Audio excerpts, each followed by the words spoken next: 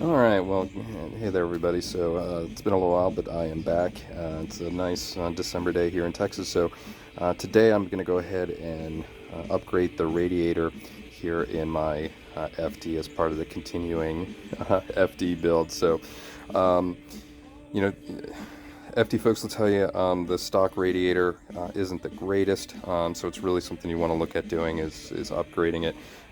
Obviously all performance cars are subject to heat, but rotary engines especially so you want to make sure your cooling system's nice and effective. So I ended up going with the Koyorad. I don't know if I'm saying that right, but anyway, I ended up going with them for a number of reasons. Number one, Saki Bomb was having a Black Friday sale. Number two, what I really like about these is it actually has a little NP port, if you can, or MPT port there, if you can see it, for a aftermarket temp gauge. So you don't have to put on any special coupler or anything like that if you want to run like a Delphi temperature gauge or something like that. So same thing, these cars unfortunately are very sensitive to heat, and the stock temp gauge just isn't sensitive enough really to give you a good accurate reading of what your temperature is. So very common upgrade is to go ahead and get a more precise aftermarket temp gauge, and a boost gauge for that matter. Unfortunately, FDs didn't come with boost gauges, so it's a really common thing to do. But like I said, what's great about these Koyorad radiators is that they come with the little fitting for it. You don't have to get some special coupler and end up cutting your radiator hose. So that's what we're going to do today. Couple updates from last time. I ended up finishing the injector install. That was a little bit challenging, but it wasn't that big of a deal. Got that all fired up. I ended up replacing my entire exhaust from the Cat all the way back to the muffler, so everything from the down tube back. Didn't make a video on that simply because that was really straightforward and really easy. But like I said, if you have an FD, absolutely take a look at your catalytic converter, especially if it's the stock one. Like I said, the exhaust on these generate a lot of heat, and unfortunately that those catalytic converters can fail after years of driving and stuff. So take a look at that. My car, my FD, even though I replaced the coils, the injectors, everything, I fixed the problem with it dying when it got too hot, but it was still idling really, really rough. So I did a couple things. Replaced the fuel filter. I ended up replacing the fuel relay.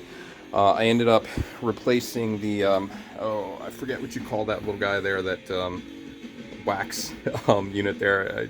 Forgive me, I forget what the thing's actually called. Ended up replacing that. But I think honestly the big thing that did it is I replaced the catalytic converter because my stock one was completely screwed. I mean, it was, when I took it off, like there was huge fragments and the whole internal was just completely disintegrated. So yeah, now it's running really well. It's idling really well. Haven't been able to really take it on a test drive yet, simply because I'm running into some issues here in Texas getting it registered. I can tell you all about that later. So anyway, so that's what we're going to do, is we're going to replace the radiator. So like I said, the manual, there's a couple different ways you can attack this, right? You can come from above or you can go from below. According to the manual, it says to go from below. Looking online, it looks like there's a couple issues you run into with that. Well, really, no matter what you do, you're going to run into a couple issues. So I'm going to try taking it out from the top, and we'll kind of go from there. If you take it out from the top, I think the biggest issue you're going to run into is that you have to move your this AC canister out of the way. But you should be able to bend those lines and just enough to where you can get it out. So I have it jacked up, and I have the splash guard off and coming from under here, so we'll have to drain it from the drain plug there. And now, if this kind of illustrates the point though, if you were trying to take it out from a bottom, there's some issues you're going to run into too. Hold on, let me see if I can zoom out a little bit. Yeah, there's some issues you're going to run into too, is because you've got the power steering fluid coolant lines right there, and then you have the actual AC condenser kind of in your way. So either way, you have some crap that's in your way. Like I said, I'm going to try taking it out from the top and see how it goes, and we'll go from there. So all right, back in a little bit. All right, so interesting problem number one. For whatever reason, Mazda decided to make the drain plug out of plastic. and that thing was kind of jammed in there pretty good. As a matter of fact, you know, just me trying to undo it with the Phillips head, I ended up, you know, really destroying it. So I basically had to kind of get in there with a hammer or a mallet and a flathead and just kind of tap it out to unloosen it.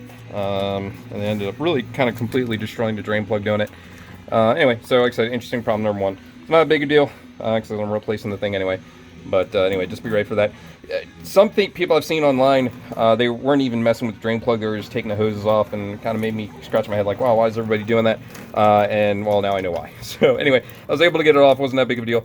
But like I said, if you run the same problem, if you just want to yank the hoses off and drain it from there, that would probably be fine too. So all right, back in a little bit. Alright, so you can see I've moved the relay box, the intercooler, the battery box, my AST tank, and I'm going to be a little bit optimistic here, and this should really come just right out. I mean, once I remove those mounting bolts, it should come right out. I've seen some videos where some folks have had to remove that crossbar there. We'll see if I run into that issue or not. I don't know. We'll see, but looks like it should come out. I think I'm probably going to have to stop here, though, because as you can see, I was inspecting my fans here, and it looks like this one was hitting something, although I can't really figure out exactly what that was. It doesn't look like it was the battery box or the air dam. I'm not sure, but at some point it was hitting something. I mean, it doesn't look cracked or anything, but you can see these advancing edges have been sort of worn down, so no big deal. We can get some replacement ones from Atkins Rotary, and we'll be good to go. So, all right, well, back here in a little bit. All right, so that actually wasn't that hard. What I did is I took the fan shroud off and removed that first, and then removed the radiator. So I removed them in two separate parts. You probably could have done it in one piece, but I think if I were to do that, I would have to take a lot more out, or I probably would have had to take that crossbar off if that was the case. But anyway, nevertheless, it was very easy once I separated the two, and it came right out. So the radiator is just held in. I don't know if you can terribly see it. Let me put my light on here. By those mounting studs right there, and then there's little rubber studs, and same thing, just make sure you take them off the old ones. You can see that one stayed in place, but that one came off the car, so it's on the radiator, so I'll have to switch them over to the new one. But anyway, that was actually fairly easy. A little bit more involved, I would say, than most radiators, right? Because most radiators are just front mounted, and they're, you know, vertically mounted, and you take them right out. So obviously I had to tear some stuff off, but honestly, it really wasn't that hard, and it came right out. So we'll go ahead and prep up the new one. I think there's a few things I'm going to have to do because the Koyorad's a little bit bigger than your stock one. So to get it to fit in, I think you have to bend those mounting tabs down just a little bit to get it to fit in there snugly, so everything else will fit back in. So anyway, I'm going to clean all this up and prep the new one and get it back in there, and we'll be back in a second. But here's the comparison. You can see them side by side. As you can see from the side, you know, a little bit thicker, a little bit bigger. I mean, this really is a nice piece. I mean, it comes with just about everything you need. I mean, they give you hardware for the fan shroud. They give you hardware to mount up those brackets. You're really impressed. I really do like this piece. It's very nice. You will have to transfer over that bracket and that bracket, but like I said, it comes with the hardware for it, and you will have to transfer over the little rubber grommets, but really not that big of a deal. Like I said, it's a nice piece. Really happy with it.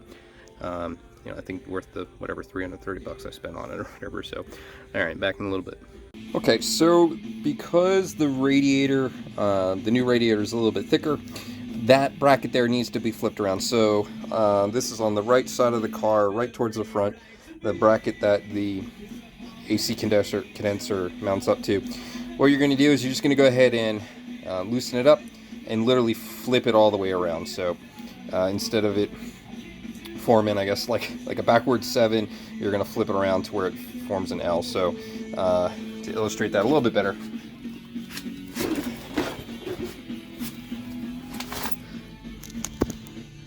here it is from the other side, and literally all you're going to do is disconnect it from there, and then loosen up that bolt that mounted to the frame, flip it around, and then basically put it back together, except in the complete upside down way. So back in a second, and I'll show you what the finished product looks like.